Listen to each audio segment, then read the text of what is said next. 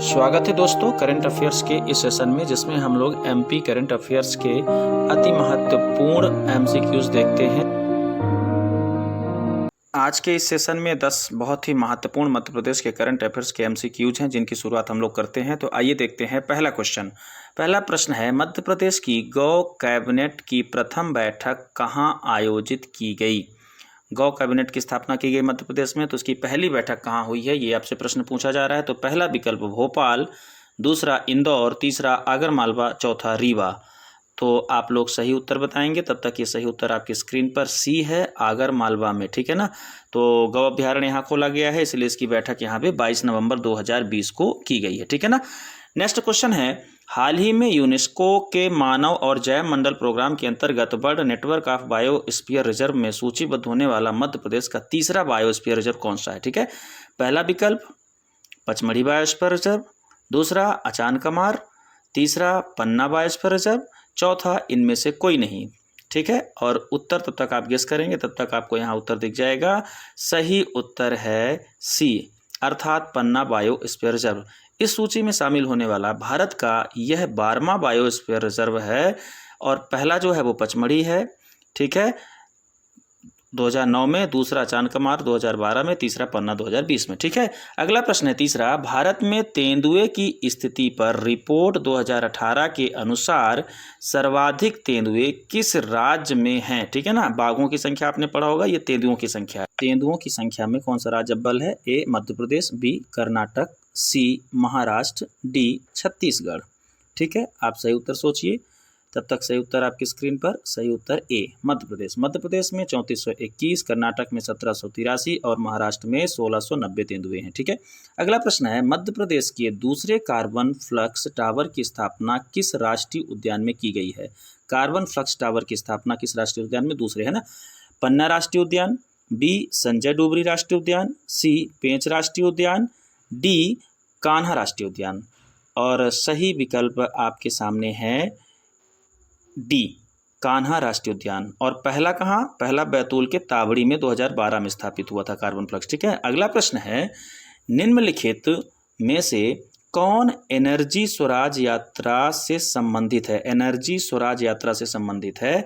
ए चेतन Solanki, B Pradyumna Singh Tomar, सी Vinoba Bhave, D Shri Hardeep Singh Dang. आप उत्तर सोचिए, तब तक उत्तर आ जाएगा।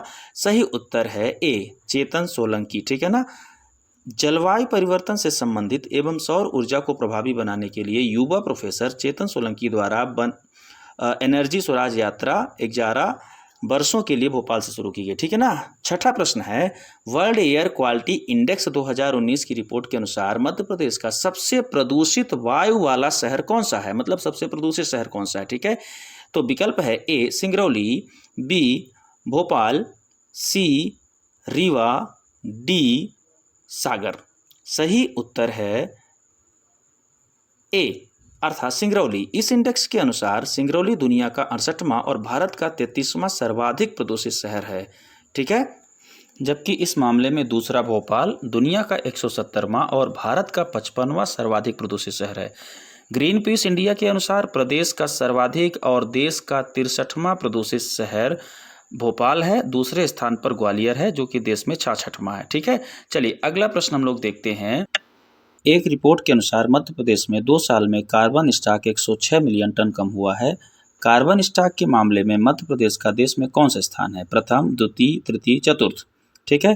आप लोग उत्तर सोचिए, और सही उत्तर है बी अर्थात द्वितीय, ठीक है। तो कार्बन स्टॉक मामले में मध्य प्रदेश का दूसरा स्थान है, जो कि 588.73 है। अरुणाचल प्रदेश के बाद दूसरे स्थान पर है, ठीक है।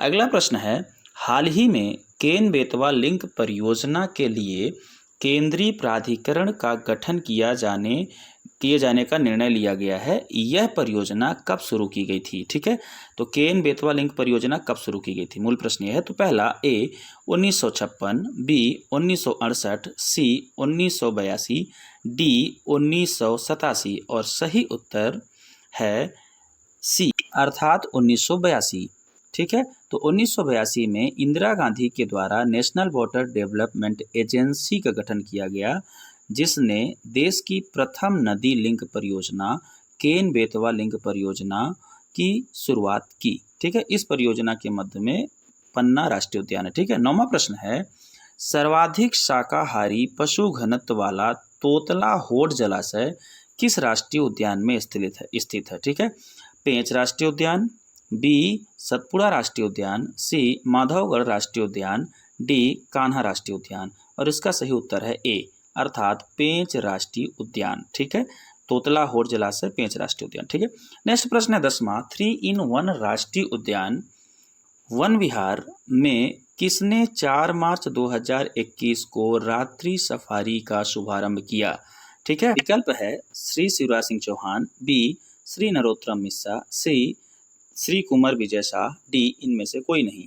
सही उत्तर है सी श्री कुंवर विजय शाह। ठीक है ना, इन्होंने क्या किया है, रात्रि सफारी का शुरुआत किया है। ठीक है, जो कि हमारे वन मंत्री हैं।